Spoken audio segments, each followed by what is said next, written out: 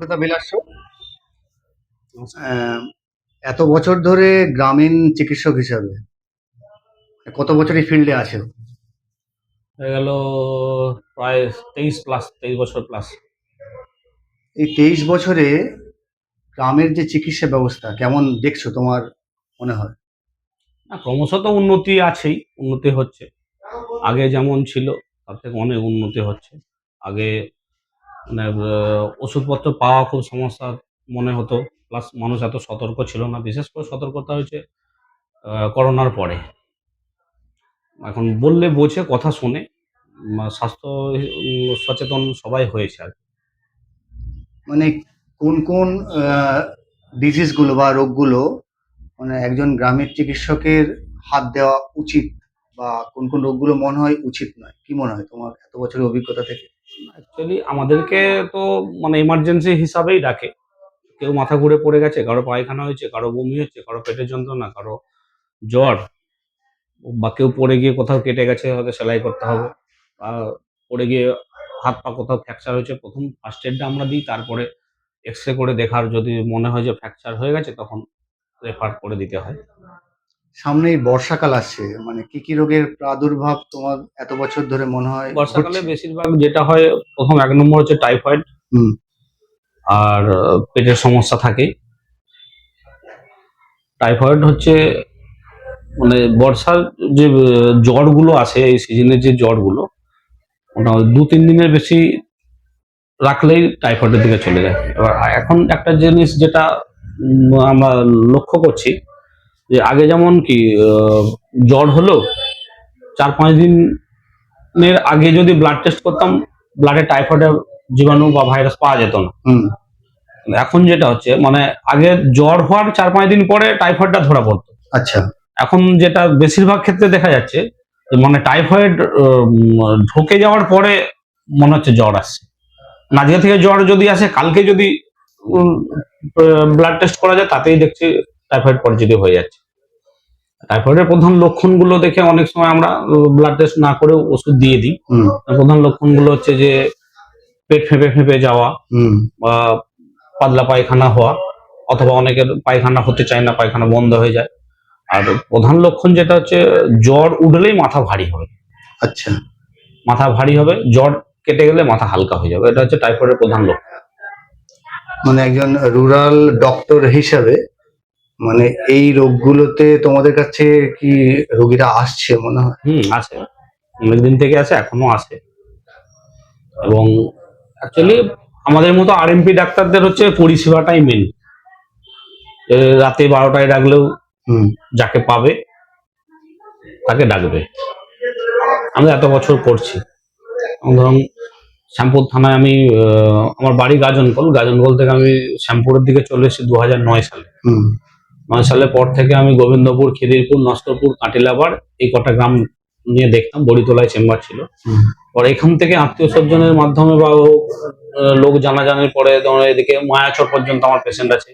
এদিকে গুড়েপোল, গাদিয়াড়া, শিবপুর, অমরপুর, এদিকে রাউতাড়া, পালগড়িয়া, বাগনানের দিকটা হচ্ছে আমার ওই যে দেওড়ার ওই দিকটা, নাউল, বাগান্ডা। এবং আমার সবচেয়ে দুটো অনেক দূরের পেশেন্ট ছিল, সেটা হচ্ছে হুগলি জেলায়। মানে এত দূর থেকেও পেশেন্ট আসছে? হুগলি জেলা, মানে ওখানে তো অনেক এমবিবিএস, এমডি, অনেক আছে। এমএস, এবার আমার কোনো একটা ট্রিটমেন্ট তার হয়তো ভালো লেগেছিল। আচ্ছা। মানে ওনার মেয়ের বাড়ি হচ্ছে আমাদের গাদিয়াড়া শিবপুরে। তো সেই মেয়ের বাড়ি, মানে ওনার একটা সমস্যা নিয়ে ভুগছিল। সমস্যা নিয়ে ভোগার পরে মেয়ের বাড়ি এসেছিল। মেয়ের বাড়ি আসার পর মেয়ে আমার কাছে নিয়ে এসে, আচ্ছা, তো সেটাকে আমি সারিয়েছিলাম রোগটাকে। তারপর থেকে ওনার কিছু হতো, মানে লোকটার বয়স ছিল হচ্ছে ৭২ বছর। আচ্ছা। উনি মোটর ভ্যান চালায়। আচ্ছা। সবজি চাষ করে, নিজেই মোটর ভ্যানে করে সবজি নিয়ে বাজারে যায়। আমার কাছে যখন আসতো অবাক হয়ে যেতাম, যে দুটো নাতি, ওনার স্ত্রী আর উনি, মানে ৪ জনে ৫ জনে মিলে একসঙ্গে হয়তো কার সর্দি করছে, কার জ্বর হয়েছে, কার বুড়ি মানে ওনার ওয়াইফের হচ্ছে হাঁটু ব্যথা হচ্ছে, একসঙ্গে সবাইকে নিয়ে গাড়ি ছাড়লো মানে সকাল ৫টায়। মানে হুগলি থেকে, একটা জেলা পেরিয়ে আর একটা জেলার পেশেন্ট তোমার কাছে আসছে? হ্যাঁ, হুগলি থেকে ওই সকাল ৫টায় গাড়ি ছাড়তো, এখানে ১০টায় পৌঁছে গেল। এলেই আমি আগে আমার যারা অ্যাসিস্ট্যান্ট ছিল বলে দিলাম, টিফিন ফিফিন খাইয়ে দাও, দেওয়ার পরে সকলের ট্রিটমেন্ট দেওয়ার পরে ওরা আবার গাড়ি ছেড়ে হয় মেয়ের বাড়ি যেত, নাহলে আবার বাড়ি চলে। মানে এই বিশ্বাসযোগ্যতাটা কি অর্জন করতে পেরেছে মনে হয়? অবশ্যই অবশ্যই। মানে এখন লোকে তো মানে গ্রামীণ চিকিৎসককে অন্য চোখে একটু দেখে। তোমার এতে কি মনে হয়? মানে পরিষেবার দেওয়ার দিক না, থেকে? পরিষেবা তো আমরা কাউকে পরিষেবা দিতে দ্বিধা করি না। হুম, আর গ্রামীণ চিকিৎসক দেরকে অন্য চোখে যে দেখে মানুষ, যেটা কোয়াক ডাক্তার বলে, হুম, হুম, খারাপ লাগে। হুম, আবার মনে হয় যে উম, খারাপ লাগলে তো কিছু করার নেই। অনেক সময় দেখা গেছে যে অনেক মানুষ আরএমপি ডাক্তার বা গ্রামীণ চিকিৎসক বললে অনেক মানুষ বুঝতে পারেনি কি, হুম। কোয়াক ডাক্তার বললে তাও বুঝতে পারে। এই টার্মটা কি নিজেরা কি একবার করে নিয়েছো? হ্যাঁ, অভ্যাস হয়ে গেছে শুনে। মানে তবে খারাপ লাগে না মানুষের শুনতে? তবে তারপরেও মানুষের যে চোখেই দেখুক, অবহেলা করুক বা তাচ্ছিল্য করুক, সে মানে দিনের শেষে তোমাদের কাছে আসতেই হবে। আসতে হবে, সেটা আমরা মানে বলছি না, সেটা কোনো- অহংকার হয়ে যাবে হয়তো। হ্যাঁ, মানুষের শিক্ষা নেওয়া উচিত ছিল করোনা থেকে। হ্যাঁ, সেটাই। তোমরা শ্যামপুরের অনেক বুকে তো পরিষেবা দিয়েছো। 50টা ডাক্তার প্রত্যেকদিন আসতো। হুম, হুম। করোনার সময় কিন্তু কোনো ডাক্তারবাবু শ্যামপুরে কোনো এমবিবিএস মানে তোমরাই তখন ফিল্ডে পড়েছিলে। তখন আমরাই সব ছিলাম। এবং করোনার সময় আমি 14 দিন হুম। ওষুধ সহ ফ্রি ট্রিটমেন্ট দিয়েছিলাম। 14 দিনে 420টা পেশেন্ট দেখেছিলাম, 1,24,000 টাকার ওষুধ ফ্রিতে দিয়ে। বাহ! এটা তো বড় বিরাট একটা অ্যাচিভমেন্ট বলা যায়। করোনার সময় করেছিলাম। তারপরে ইয়াস হলো, ইয়াসেতে আবার ওই এটা করেছিলাম, 14 দিনের ক্যাম্পটা করেছিলাম আমার চেম্বারে। হুম, আর ইয়াসে ওইখানে স্পটে গিয়ে করেছিলাম আনলে পাড়াতে। জোড়াবেদি বলে একটা হুম, জায়গা আছে, হুম, হুম। ওখানে 94টা পেশেন্ট হয়েছিল। 90,000 টাকা 92,000 টাকার মতন ওষুধ ফ্রিতে মানে ক্যাম্প করে, করোনা পিরিয়ড প্লাস ইয়াসে ওখানে বাঁধ রেখে গেছিল, সেই হুম, হিসাবে গেছিল।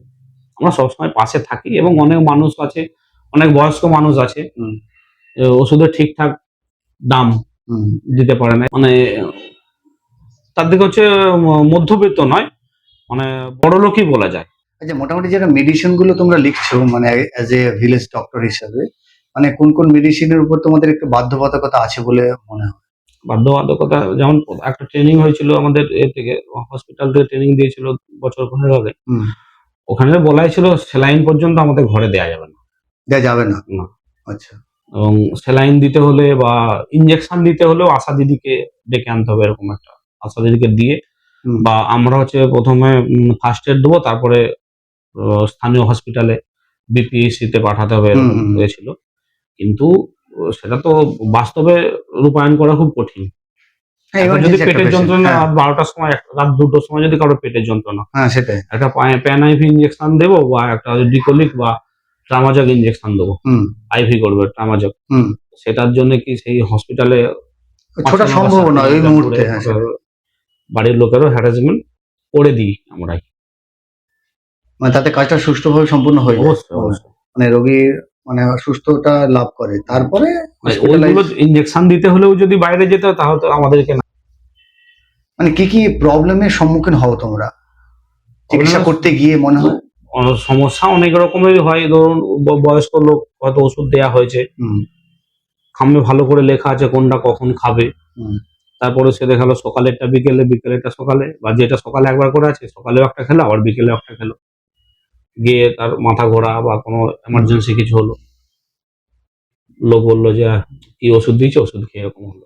আচ্ছা। ভালো করে যখন বুঝিয়ে বললাম যে দেখুন ভুলভাল ওষুধ খেয়েছে, সকালেরটা বিকালে, বা একটা করে খাওয়ার কথা সেটা 2টো খেয়ে ফেলছে, হুম। বা এক বেলার মধ্যেই বা 6 ঘন্টার মধ্যে 2টো ট্যাবলেট খেয়ে নিল, সেগুলো সমাধান দিলে বুঝে যায়।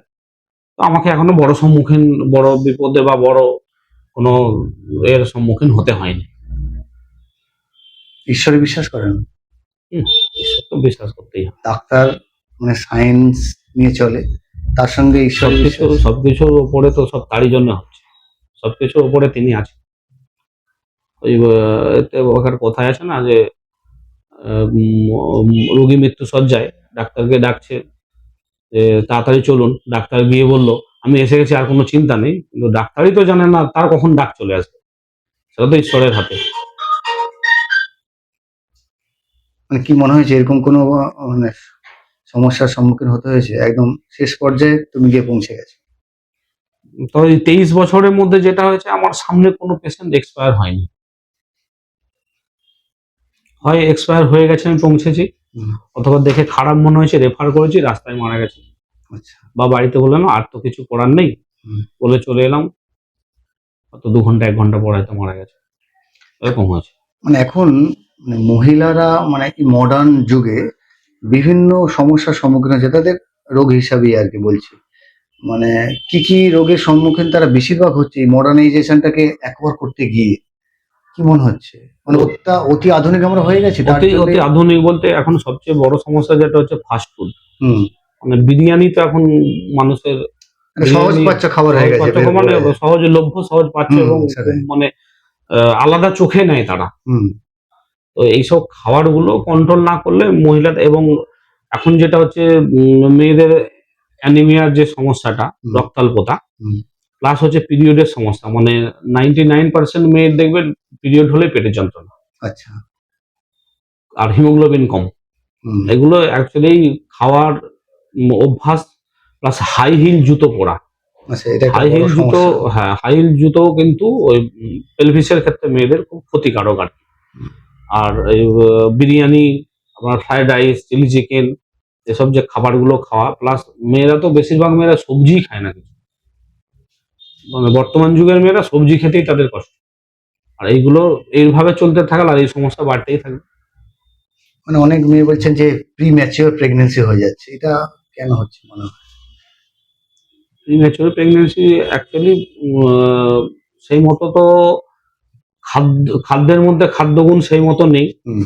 প্লাস প্রিম্যাচিওর আরো কারণ থাকে, যেটা হচ্ছে বিয়ের পরেই গর্ভনিরোধক পিল ব্যবহার করা হয়। হ্যাঁ। এবার একটা পিল ব্যবহার করলে একটা মিনিমাম একটা সময় থাকে যে তারপরে বাচ্চা নেওয়া উচিত, হুম।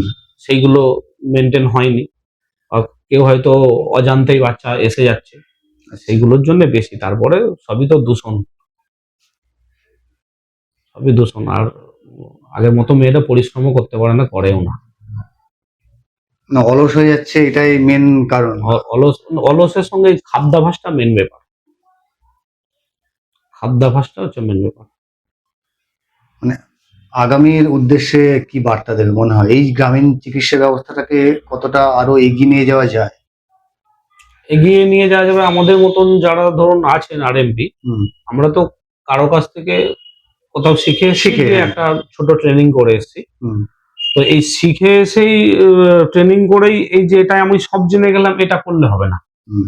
কারণ যত দিন যাচ্ছে রোগের আকৃতি, রোগের ধরন অন্যরকম পাল্টাচ্ছে। হচ্ছে। হুম। তার সঙ্গে ওষুধ, অ্যান্টিবায়োটিক মলিকুল নতুন নতুন আসছে বাজারে। হুম। আগের ওষুধ যেমন 23 বছর আগে জ্বর হতো, ব্যাকটিম ডিএস দুবেলা দুটো খেলেই কমে যেত, এখন মলিকিউল গুলো তখন 1 পাল্টে টাকা যাচ্ছে। 10 পয়সা করে দাম। হুম। এখন কিন্তু ব্যাকটিম ডিএস কেন, এখন অনেক কিছু অনেক উপরে চলে গেছে। হুম। তো সেই বার্তাটা এটাই হচ্ছে যে আমি শিখে গেলাম মানে শিখে চলে এলাম, চেম্বার করলাম, পেশেন্ট দেখছি পাড়ায়, মানে সব শিখে গেলাম এটা নয়। হুম। ও, পরিচিত বা যার কাছে শিখে আসছেন, যার কাছে শিখে আসছো, বা তার বাইরেও যদি কেউ পরিচিত বা কারো কোনো ডাক্তারের সঙ্গে যদি এ থাকে, টাচে থাকা উচিত। প্রত্যেক দিন রোগ সম্বন্ধে এবং ওষুধ সম্বন্ধে ধ্যান ধারণা নিতে হবে। আমি একবার শিখে নিয়ে বসে বললাম ওইটাই আমার সারা জীবন চলবে, এটা করলে হবে না। গ্রামের মানুষের চিকিৎসা দিতে গিয়ে। আর নতুন প্রজন্মের বা যারা নতুন শিখে, তা একটাই কথা, মানে আমাদের, মানে আমরা শিখেছিলাম যেটা, যে মারার থেকে ছাড়া ভালো। না, কোনো একটা রোগ আমার হাতে নেই, আমি হ্যাঁ, তবু তার চিকিৎসা আমি তো করতে যাচ্ছি। আমি হয়তো এটা অনেকে করে দেখে হ্যাঁ, দেখি। ওটা করতে গেলে পেশেন্টটার ক্ষতি হয়ে গেলে সে ক্ষতি পূরণ কেউ পূরণ করতে করতে পারবে না। পারবে না সে আর। মানে আমরা এটাই জানি, মারার থেকে ছাড়া ভালো। আমার হাতে যেটা যখন আমি নেই। বুঝতে পারছি হুম। না বা পেশেন্টটা খারাপ দেখতে পাচ্ছি, ধরে রেখে লাভ নেই, রেফার করে দাও হসপিটালে, নার্সিংহোমে, যে বেসরকারি হসপিটালেই হুম। হোক, হুম। হসপিটালে হোক, ওরা অ্যাডমিশন করুক, পেশেন্টটা সুস্থ হয়ে বাড়ি ফিরুক। এটাই সব। দিলে সে পেশেন্টটার সঙ্গে, ফ্যামিলির সঙ্গে সম্পর্ক ভালো থাকবে। কিন্তু পেশেন্টটা ক্ষতি হয়ে গেলে হুম। তারাও খারাপ ভাববে, পাড়ার লোকও খারাপ ভাববে, সম্পর্কটা নষ্ট হবে। হ্যাঁ, এটা একটা ব্যাপার। সরকারের কাছ থেকে কি মানে চাওয়ার আছে? সরকারের কাছ থেকে বলতে, আমরা বিধানসভা ভোটের আগে আমরা 32 জন আরএমপি ডাক্তার মিলে হিরণবাবুর কাছে গিয়েছিলাম। ওখানে আলোচনা হয়েছিল, উনি একটা আশ্বাস আমাদেরকে দিয়েছেন যে গ্রামীণ যারা চিকিৎসক, হুম। ওদেরকে একটা স্বীকৃতি আর কি, আচ্ছা। স্বীকৃতি দেওয়ার জন্য। ওটা নাকি আমি শুনেছিলাম যে কেন্দ্রে অনেকদিন আগেই নাকি এরকম একটা কিছু হয়েছিল বিলের ব্যাপারে। হুম। সে বিলটা হচ্ছে পাস হয়নি না কি এরকম একটা, সেটা পাস উনি করিয়ে স্বীকৃতি একটা দেওয়ার কথা হয়েছে যে আমরাও ট্রিটমেন্ট করতে পারি। এমবিবিএস বা এমডি বা এমএস ডাক্তাররা তোমাদেরকে কি চোখে দেখে? না, অনেকেই ভালো চোখে দেখেন, আবার অনেকেই আহ, আমাদের কাছ থেকে কোনো মানে পেশেন্ট প্রেসক্রিপশন নিয়ে গেলে patient হয়তো দেখেই না, কেউ ছুঁড়ে ফেলে দেয় ওষুধ দিয়ে। এমন কিছু চোখের ডাক্তার আছে, এরকম হয়। হ্যাঁ, এসব তাচ্ছিল্য করে প্রেসক্রিপশন হয় দেখেন, জোর করে হয়তো পেশেন্ট পার্টে এগিয়ে দিল, দিয়ে ছুঁড়ে ফেলে দিল, এরকমও করেছে। আবার অনেক ডাক্তারবাবু আছেন, মন দিয়ে দেখেন, দেখে হয়তো বললো যে ওষুধ ঠিকঠাক আছে, এর সঙ্গে আমি একটা যোগ করলে হয়ে যাবে, কি একটা চেঞ্জ করে দিলে হয়ে যাবে, এমনও ডাক্তারবাবু আছে। আবার অনেক ডাক্তারবাবু আছে ভুল হলেও সেটা হচ্ছে পেশেন্ট পার্টির কাছে বলে না, যে আরএমপি ডাক্তারটা ভুল ট্রিটমেন্ট করেছে এটা বলে না। বললো আচ্ছা ঠিক আছে, ইনি এনার মতো করেছে, আমরা দেখছি, ওষুধ চেঞ্জ করে দিচ্ছি, ছেড়ে যাবে। কোন মানসিকতা? মানে 23 বছর ধরে চিকিৎসা করছো, মানে শ্যামপুরের বিস্তীর্ণ অঞ্চল জুড়ে, শ্যামপুর ছাড়িয়ে তুমি হুগলিতেও বলছো পেশেন্ট দেখছো, মানে কি অভিজ্ঞতা সঞ্চয় হয়েছে মনে হয়? না, অভিজ্ঞতা প্রথমে তো হচ্ছে একটা মানে প্রথমে পালস পোলিওর কাজ করেছি, হুম, তখন থেকে একটা মানে যে সেবামূলক কাজে যুক্ত থাকবো এই হিসাবেই এসেছিলাম। তারপর প্রফেশনই হয়ে গেল, এখান থেকেই এটাই আমার প্রফেশন। তো মানুষ সব রকম আছে, ভালো মন্দ মিশে, তবে এখনো ভালো আছে বলেই তো পৃথিবীটা জগৎটা চলছে, চলছে। জগৎটা চলছে। সবকিছু মিশিয়ে থাকবে, মেনে নিতে হবে। চলুক তোমাদের আর মতো। একটা জিনিস যেটা, যে ফ্যামিলি গুলো আমাদেরকে ডাকে, সব সব বন্ধু বান্ধবদেরকেই বলি, হুম, যত রাত হোক যাই হোক, মানে যদি এলাকার মধ্যে থাকে, মানে বাড়িতেও যদি থাকে, এলাকা ছেড়ে যদি না চলে যায়, হুম। যখনই ডাকুক বিপদে পড়লে যাওয়া উচিত।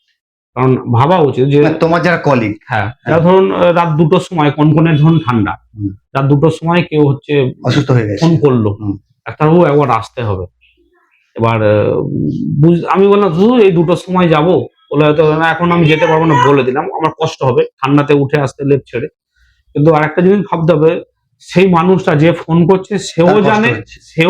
যে কনকনে ঠান্ডা, ডাক্তারবাবু কষ্ট হবে, সেও বোঝে। হুম, তার সত্ত্বেও ডাকছে মানে সে কিছু কিন্তু একটা আর সমস্যা তো পারছে না, হয়েছে। প্রচুর হ্যাঁ। কষ্ট পাচ্ছে বলে। হুম। এবার আমরা যদি একটু কষ্ট করে তাদের কাছে পৌঁছে যাই, তাদের যদি রিলিফটা দিতে পারি, সেটা আশীর্বাদ, মানে সে তো সুস্থ, ভালো লাগবে, তারও আনন্দ হবে, বা সম্পর্কটা আরো গাঢ় হবে, নিবিড় হবে, তার সঙ্গে আশীর্বাদও পাওয়া যাবে। তোমার সঙ্গে তোমার যারা আরো আরএমপি বা ভিলেজ ডক্টর আছে তাদের সম্পর্ক কেমন মনে হয়? সম্পর্ক বলতে সত্যি কথা বলতে গেলে কিছু কিছু ডাক্তারবাবু আছেন যারা হচ্ছে জেলাসি থাকে, হুম, কিন্তু আমার মোটামুটি যতদিন সম্পর্ক, যত লোকের সঙ্গে আছে, আমার সঙ্গে কারো কোনো সমস্যা নেই। আমরা, আমার আর একটা মানে ছোটবেলারই বন্ধু, সে একসঙ্গেই ট্রেনিং নিয়েছিলাম উলবেড়িয়া একটা ট্রেনিং সেন্টারে প্লাস হসপিটালে। এখনো পর্যন্ত হচ্ছে এমন দুজনের আমাদের সম্পর্ক, মানে অনেক লোক যোগাই মাধাই বলে। আচ্ছা। দু ভাই যাচ্ছে, হুম, হয় জগাই মাধাই যাচ্ছে, হয় রাম লক্ষণ যাচ্ছে, মানে সম্পর্কটা সেই রকমই। মানে আমার পেশেন্ট, আমি যদি না থাকি, তাকে বলে দিলাম যে এই ইঞ্জেকশনটা করে আসতে হবে, বা এই পেশেন্টটা দেখে দিতে হবে। হুম। তো আমার অক্সিজেন সিলিন্ডার নেই, কোনো একটা পেশেন্টকে অক্সিজেন দিতে হবে, বললাম আমি নেই, একটু অক্সিজেনটা তো দিয়ে আয়। এইভাবে হয়। আবার কেউ কেউ আছে, মানে ধরো আমি হয়তো দেখছি কোনো একটা পেশেন্টকে, বা তাদের ফ্যামিলিটা আমি দেখি, এবার হয়তো কোনো সময় আমি হয়তো নেই, তারাপীঠ গেলাম বা কোথাও হয়তো বেড়াতে গেলাম, বা আমি নেই, কলকাতায় গেলাম, তো সেই ডাক্তারবাবুকে যদি ডাকে, তো সে যেতে চায় না। জয়ন্তবাবুকে তো ডাকেন, আপনাদের জয়ন্তবাবু দেখে আমি যাবো কেন? কিন্তু তিনি যদি চলে যায় বেড়াতে, তো তার পেশেন্ট হলে আমি যাই। যারা গ্রামের এগুলো মেন্টালিটি যে মানে যারা গ্রামের পেশেন্ট তোমাদেরকে যারা ডাকছে বা তোমাকে যারা ডাকেও না, মানে তাদের উদ্দেশ্যে তোমাদের পক্ষ থেকে কি বার্তা দেবে? মানে কেমন ভাবে দেখা উচিত গ্রামের ডাক্তারগুলোকে, কি মনে হয়? অ্যাকচুয়ালি গ্রামের বলতে গেলে, আমাদের যে আইমাগাজন গুলো, আমাদের যে গ্রাম, আমাদের গ্রামের মানুষরা যে বাড়িতে ডাক্তার এলে ভিজিট, হুম, ভিজিট কি জিনিস জানে না, সত্যি কথা বলতে। আচ্ছা। তখন আমি 4টে ওষুধ দিলাম, দিয়ে একটা কাগজে হিসাব করলাম 4টে ওষুধ, আর নিচে হয়তো 100 টাকা কি 50 টাকা ভিজিট ধরলাম। হুম, তখন তারা জিজ্ঞেস করে, ডাক্তার 4টে তো ওষুধ দিলেন, নিচেরটা কি? আচ্ছা। মানে আমাদের গ্রামের আমাদের কোনো মানে পেশেন্ট আমাদের পারিশ্রমিকটা দিতে চায় ভিজিট না। দেয় না। আচ্ছা, এবং মানে সবচেয়ে বেশি কষ্ট হয় গ্রামের মানুষকে নিয়ে। মানে অনেক বোঝাতে হয় বেশি। বোঝাতে হয় না, গ্রামের মানুষগুলো অনেকে আবার বোঝে, হ্যাঁ, না গ্রামের বোঝারও ভান মানুষগুলোই করেন আর বেশি কি। হ্যাঁ, হচ্ছে অবহেলা করে। হুম। নাহলে বাইরে সম্মান পায়। কি মনে হয় আগামী দিনে এই ভিলেজ ডাক্তারদের আরো সম্মান বাড়বে? পরিষেবাটা বাড়া ঠিকঠাক উচিত, দিতে বাড়া উচিত। পারবে মনে হয়? সঠিক শিক্ষা থাকলে, সঠিক রাস্তায় ট্রিটমেন্ট করলে অবশ্যই সম্মান বাড়বে। তোমাদের মতো ডাক্তার আছে বলেই এখনো গ্রামের মানুষরা বেঁচে আছেন এবং 24 ঘন্টা তোমরা পরিষেবাটা দিয়ে আসছো। এভাবেই চলুক। Thank you. वीडियोस बनाने हैं फिल्मोरा है ना।